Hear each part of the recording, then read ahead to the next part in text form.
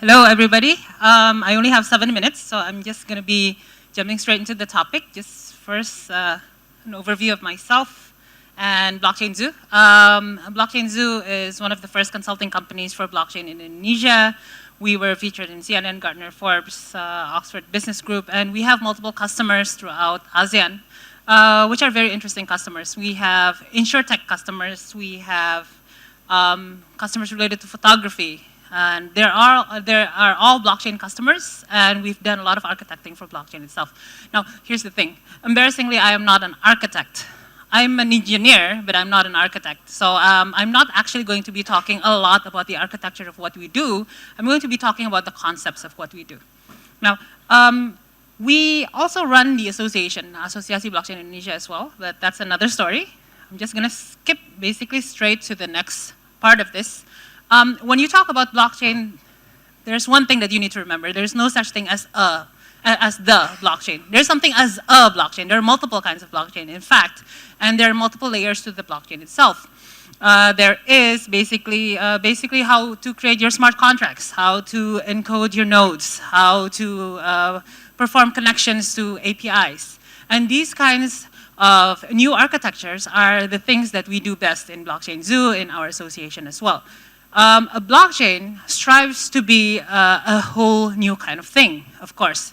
But when we go to blockchain projects, actually only about 20% of the project is actually blockchain. The rest are regular architectures. The rest are regular IT.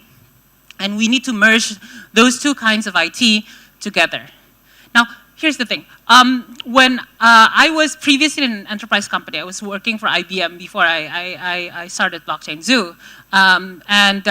I thought I knew everything about how to create an architecture. But a couple of years ago, I started venturing into the blockchain space more and more. And then I realized, hey, there's a lot of things here that I don't know how to do because they're so very different. So when we're talking about, for example, just connecting a mobile application to a blockchain. Okay, so if we try to do it the regular way, which is there are multiple blockchain nodes, and then there is a mobile application that tries to connect to one of the nodes, and you assign it as the mobile node, that doesn't work in the blockchain. That, in fact, becomes a single point of security failure. You cannot basically just have a middleware, put it between the mobile application and the blockchain itself, and have the middleware do the actual task of actually allocating resources to each node, because the single point of security failure becomes the middleware itself. When you actually want to actually create a mobile application with the blockchain in mind, you need to make sure that everything that you do, the sign-ons, the creation of new users, and everything else that you need to do to connect to the blockchain resides client-side in the blockchain, in the mobile device itself. So the mobile device itself must have the capability to create new users. It needs to have the capability to basically create a new private key generated on the device and then sent into the blockchain nodes. It needs to have a list of nodes to connect to. Because if it only connects to one node, then it becomes a big issue. So I don't have a lot of illustrations here right now, but this is the only illustration that I have, and this actually relates to a lot of things. So you need to reconcept and reconceptualize a lot of the things that you actually create. Now, I'm going to skip a few slides, because a lot of you actually know the origins of blockchain and the origin of banks, how blockchain basically is created to replace the function of everything because it's Turing complete, blah, blah, blah. I'm just going to skip straight to this. Why we want to create a blockchain, and especially a genomic blockchain. Here's the thing. Bioinformatics or genomics is a subset of big data analytics, which is actually very, very lucrative at the moment. A lot of the medication that you actually take, a lot of medication that you have to take, a lot of treatment that you have to take actually come from a lot of researches stemming from basically the fact that microbiology, because of Moore's law, has become cheaper and cheaper and cheaper. And you can basically sequence your genome at will these days for under 100 bucks. I think it's about 70 USD, $70 if you go to 23andMe, I think. I don't know if they dropped the price or raised the price again, but that's the last time I checked. Now here's the thing. That is the most precious data that you can have.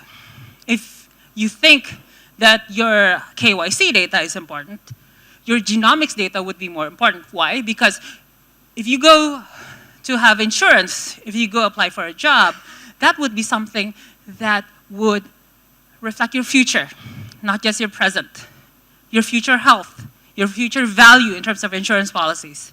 Now, here's the thing. That is also the subject of a lot of research. When people do research, they take a subset of people. Okay, I need 100 Indonesians. I need 100 Asian Indonesians. I need 100 Pacific Islander Indonesians. And I need all of them, and I would like to do experiments based on genetics on them. Now, here's the thing. If we do that now, without a possibility of tracking these genomic assets, these data assets, without having the possibility of knowing which data came from whom, then we have what we have right now, which is the research companies, the medical companies, the pharmaceutical companies are actually getting the cash. We are not actually getting the revenue from it, even though it's our own DNA. So what can be proposed? And I actually have several things here, but actually I only have 1 minute left, so I'm not going to go through all of them. I misjudged my time, my apologies. The point is, we can actually create a genomic blockchain, which basically, you sequence your genome. The genome basically is hashed and put inside a hash table, which is a blockchain that is used by multiple research companies. Multiple research companies can basically buy your genome. And you can basically be put into a study if you approve of your genome being used. And then within that study, you can actually be brought into more towards a revenue gain. If that actually brings medicine into the table, if that brings new treatment models into the table, then those treatment models, you may get royalties simply by giving your genome away, which means you can sell your genome. This sounds like science fiction. Funny thing, there are a lot of companies, not just one, there are multiple companies actually trying to create this. There are several projects that are actually creating this as we speak within the blockchain ecosystem. I actually thought of this about a year or two ago, but it's now real, or will be soon. So a lot of things, and I've run out of time, and they're gonna kick me off the stage if I speak one more word, so I'm just gonna thank everyone and welcome the next speaker.